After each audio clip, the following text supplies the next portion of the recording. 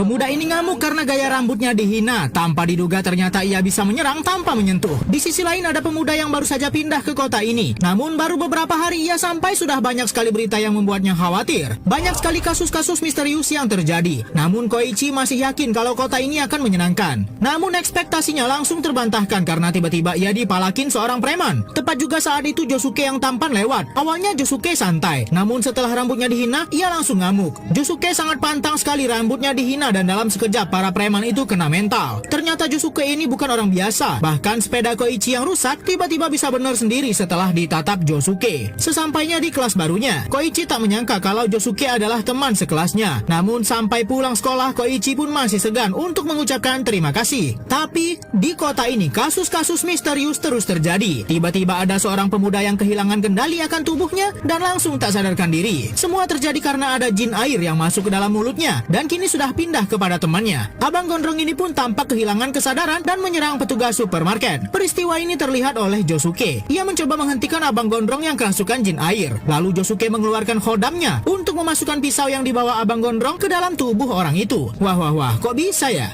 Jin air yang merasuki orang ini pun langsung keluar dan hanya Josuke yang bisa melihatnya. Semua orang di sana tidak tahu apa yang sebenarnya terjadi. Bahkan kakek Josuke pun sangat marah karena perbuatan Josuke melawan orang bersenjata. Keluarganya sendiri pun tak mengetahui kekuatan terpendam yang dimiliki Josuke. Pemuda ini mengeluarkan khodam di dalam tubuhnya untuk menyerang orang yang sudah menghina model rambutnya. Josuke ini sebenarnya hanya siswa sekolah biasa. Namun saat ada temannya akan mendekat, tiba-tiba temannya itu terlempar dan waktu terhenti. Dan saat semua sudah normal, ada orang bertopi putih ingin bertemu dengan Josuke. Koichi pun langsung memanggil Josuke dan mempertemukan mereka. Ternyata orang ini adalah keluarga Josuke. Ia datang untuk memberikan peringatan kepada Josuke kalau saat ini banyak jin jahat sedang berkeliaran. Tapi Josuke malah tak peduli sampai membuat Jotaro marah dan menghina rambut Josuke. Josuke sangat kesal jika ada orang yang menghina rambutnya dan ia pun mengeluarkan khodamnya. Ternyata Jotaro juga punya kekuatan khodam yang mereka sebut dengan stand. Sempat terjadi perselisihan antara khodam mereka, namun akhirnya Josuke pun mengalah dan pergi. Pria dengan kekuatan jin air inilah yang menyebabkan banyaknya kasus misterius di kota. Ia memberikan kekuatannya kepada Anjuro. Anjuro ditugaskan untuk menghentikan Josuke yang bisa saja mengalahkan jin air mereka. Namun Josuke masih tidak menyadari bahaya yang sedang mengancam. Berbeda dengan Jotaro yang merupakan keluarga Josuke, ia sudah mulai memahami bahaya yang akan datang. Ia berusaha menghubungi Josuke, namun tidak ada jawaban karena Josuke mendengar suara benturan keras di rumahnya. Saat diperiksa ternyata itu suara kakeknya yang sedang berolahraga. Anjuro yang diberikan misi untuk memusnahkan Josuke dan keluarganya pun kini sudah bersiap di depan rumah Josuke. Situasi sangat menguntungkan karena hujan bisa membuat kekuatan jin air lebih kuat. Sebelumnya Anjuro hanyalah orang biasa yang sering berbuat kriminal. Namun pada suatu malam